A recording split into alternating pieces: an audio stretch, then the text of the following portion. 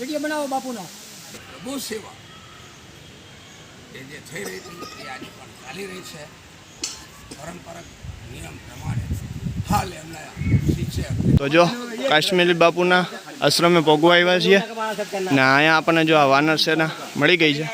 બહુ જાજી સંખ્યામાં વાંદરાઓ છે અહીંયા. જો આ અસાઈબા પીરની દરગાહ છે. 52 ગજ લાંબી દરગાહ છે અસાઈબા પીરની. જો ભાઈ આ ગિરનારની નદીઓ વહેતા ઝરણા ચાલુ છે. જો અત્યારે આ રસ્તો પણ આમ તો સાવ સુમસાન જ છે. આ બાજુ પણ કોઈ પબ્લિક છે નહીં. જો આમ જવામાંય કોઈ નથી ને પાછળ આવવામાંય આ રસ્તે કોઈ છે નહીં. તો જય માતાજી મિત્રો. તો જો આજે છે તારીખ 2/11/2025 ને આપણા મિત્ર આવ્યા હતા મહેન્દ્રભાઈ પરિક્રમા કરવા, પણ પરિક્રમા તો હાલ ગિરનારની બંધ છે. એટલે આપણે અત્યારે ત્રિલોકીનાથ બાપુના આશ્રમ ગુરુ ગોરખનાથ આશ્રમથી જે આ રસ્તો છે આપણે કાશ્મીરી બાપુની જગ્યાએ જવાનો, ત્યાંથી આપણે જઈએ છીએ. તો હવે આજના વિડીયોમાં આપણે તમને કાશ્મીરી બાપુનો આશ્રમ બતાવશું. તો વિડીયો ખૂબ જ મસ્ત થવાનો છે, તમે સાથે રહેજો અને આ જગ્યાનો આનંદ માણજો. તો હાલો ધીમે ધીમે આગળ વધીએ ને આપણે કાશ્મીરી બાપુના આશ્રમ તરફ જાય. તો જો આ રસ્તે આપણે આગળ વધી ગયા છીએ અને એક રસ્તો કાશ્મીરી બાપુના આશ્રમે જવાનો જે આગળ ગિરનારની સીડી તરફ લંબે હનુમાનજી મહારાજનું મંદિર છે ત્યાંથી જાય છે. પણ આપણે આ રસ્તો ગુરુ ગોરખનાથ આશ્રમની સામેની બાજુથી જાય છે. આપણે એ રસ્તો પસંદ કર્યો છે અને એ રસ્તેથી આપણે આગળ વધીએ છીએ. એ આશ્રમની અંદર એ ધન સેવા એ પ્રભુ સેવા એ જે થઈ રહી હતી એ આજે પણ ચાલી રહી છે. પરંપરાગત નિયમ પ્રમાણે હાલ એમના શિક્ષક કૃપાપાત્ર એવા એક માતાજી જેમની આ ભાઈજી બોલો કેમેરો લઈને બેઠા છે એટલે લાંબી. તો જો આપણે ધીમે ધીમે કાશ્મીરી બાપુના આશ્રમ તરફના રસ્તે આગળ વધી રહ્યા છીએ. આપણે જોયું એક સાધુ મહારાજ હતા, એ એમને જે જાણકારી હતી, એક ભાઈ યુટ્યુબર હતા જે તેમનો વિડીયો ઉતારતા હતા અને એમના વ્લોગ માટે ઉતારતા હતા. લગભગ 12 લાગ્યા જે આપણે વિડીયોમાં આગળ તમને બતાવ્યું એ રીતે. તો જો ધીમે ધીમે આપણે આ રસ્તો છે કાશ્મીરી બાપુના આશ્રમ તરફ જવાનો અને અહીંયા એક આગળ મોટી દરગાહ આવે છે, તો એ આપણે તમને બતાવશું. વિડીયોમાં છેલ્લે સુધી બન્યા રહેજો, તમને બહુ જ મજા આવવાની છે.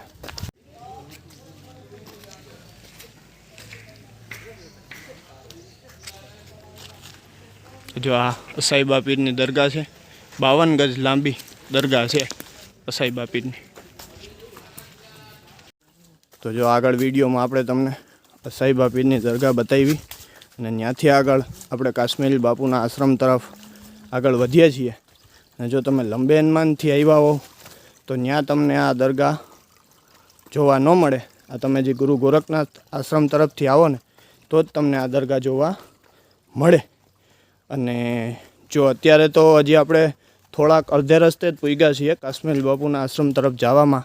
અને જો આ પાણીના ઝરણા છે એ ચાલુ છે, તો પછી આપણે પરિક્રમા કરીએ તો એ તો આખો ગિરનાર આવી જાય, ગિરનારની અંદર આવી જાય.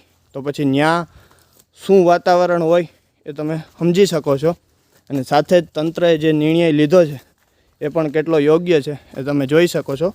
આ જે રસ્તો છે આ કાશ્મીરી બાપુના આશ્રમ તરફ જવાનો છે, ત્યાંની પણ સિચ્યુએશન હાલત તમે અત્યારે જોઈ શકો છો. જો અત્યારે આ રસ્તો પણ આમ તો સાવ સુમસાન જ છે. આ બાજુ પણ કોઈ પબ્લિક છે નહીં. જો આમ જવામાંય કોઈ નથી ને પાછળ આવવામાંય આ રસ્તે કોઈ છે નહીં.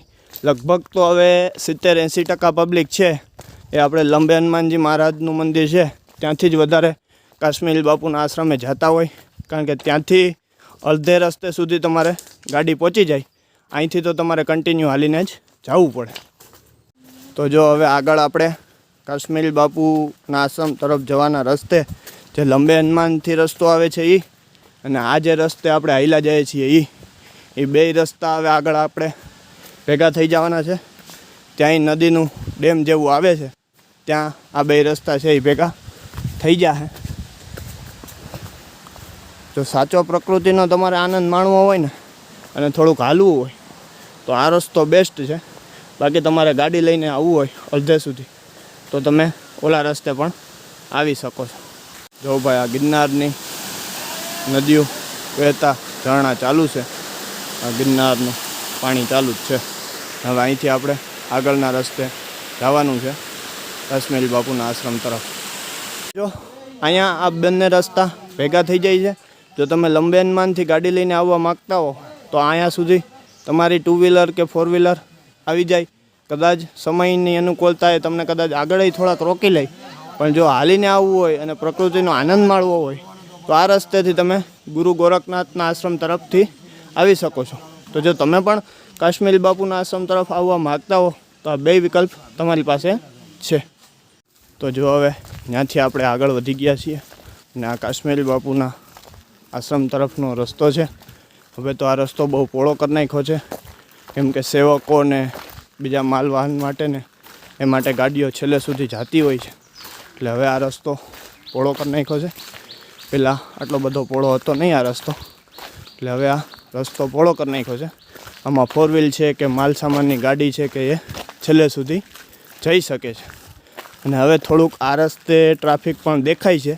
ઓલા જૂના રસ્તે તો એમ કંઈ પબ્લિક દેખાતું નહોતું, કારણ કે હવે અત્યારે મોસ્ટ ઓફ પબ્લિક છે આ લંબે હનુમાનજી મહારાજવાળા રસ્તેથી જ આવે છે. એટલે હવે અહીંયા થોડુંક પબ્લિક દેખાય. તો જો કાશ્મીરી બાપુના આશ્રમે પહોંચવા આવ્યા છીએ ને અહીંયા આપણને જો આ વાનર સેના મળી ગઈ છે. બહુ જાજી સંખ્યામાં વાંદરાઓ છે અહીંયા, જોઈ લ્યો. અને આવી જગ્યાએ ભાઈ વિડીયો અને ફોટો પાડવામાં ખાસ ધ્યાન રાખવું કે વાંદરો છે એ તમારો મોબાઈલ ન જટી જાય. પહેલી પ્રાયોરિટીમાં એ ધ્યાન રાખવાનું છે. જોઈ લ્યો કેટલી સંખ્યામાં અહીંયા છે વાંદરાઓ, એ તમે જોઈ શકો છો. તો જો હવે આપણે કાશ્મીરી બાપુના આશ્રમે પૂગી ગયા છીએ. આ રસ્તે આપણે આવ્યા છીએ ને હવે આપણે અંદર જવાનું છે દર્શન કરવા. જો અંદર ફોટો કે વિડીયોની મનાઈ હશે તો આપણે તમને અંદરનો વ્યૂ નહીં બતાવી શકીએ. તો અહીંયા સુધી જ જો આ કાશ્મીરી બાપુનો આશ્રમ છે, તમે પણ આવતા હો અહીંયા તો મેંથી તમને રસ્તો બતાવ્યો, જે રીતે જણાવ્યું એ રીતે તમે આવશો તો તમને પણ મજા આવશે. અને જો અંદરથી વિડીયો ઉતારવા દેતા હશે તો તમને અંદરના દર્શન પણ કરાવીશ. તો હાલો હવે અમે અંદર જઈએ છીએ. તો જો આપણે આશ્રમ પાસે પહોંચી ગયા છીએ. હવે અહીંથી આપણે અંદર દર્શન કરવા માટે જવાનું છે, પણ ચોખ્ખી જો અહીંયા સૂચના લખી છે કે મોબાઈલ બંધ રાખવો, એટલે આપણે અંદરનો વિડીયો કે કાંઈ ફોટોસ તમને બતાવી નહીં શકીએ. પણ જો આ જગ્યા છે કાશ્મીરી બાપુનું આશ્રમ છે, અહીંયા તમે આવી અને દર્શન કરી શકો છો. તો જો આપણે અંદર કાશ્મીરી બાપુના દર્શન કરી આવ્યા છે, એમની સમાધિના દર્શન કરી આવ્યા છે. અંદર મસ્ત મજાનું ખોડિયાર માતાજીનું મંદિર છે, મહાદેવની શિવલિંગ છે, દાતારેશ્વર મહાદેવની. પછી જે માતાજી અત્યારે સેવામાં છે, જે કાશ્મીરી બાપુના શિષ્ય છે, તેના દર્શન કર્યા. બહુ સારું પ્રસાદીનું આયોજન છે. આજે અહીંયા દેવઉઠી 11 મનાવવામાં આવે છે, એટલે સાથે સાથે ફરાળ અને પ્રસાદી બંનેનું આયોજન છે. વિડિયો બનાવો બાપુનો. જયેશભાઈ રબારી જો દર્શન કરવા આવ્યા છીએ. કયું ગામ? ગામ બાટવા. બાટવાથી જયેશભાઈ રબારી બાપુના દર્શન કરવા આવ્યા છીએ. બોલો જય ગિરનારી. જય ગિરનારી. જય હો.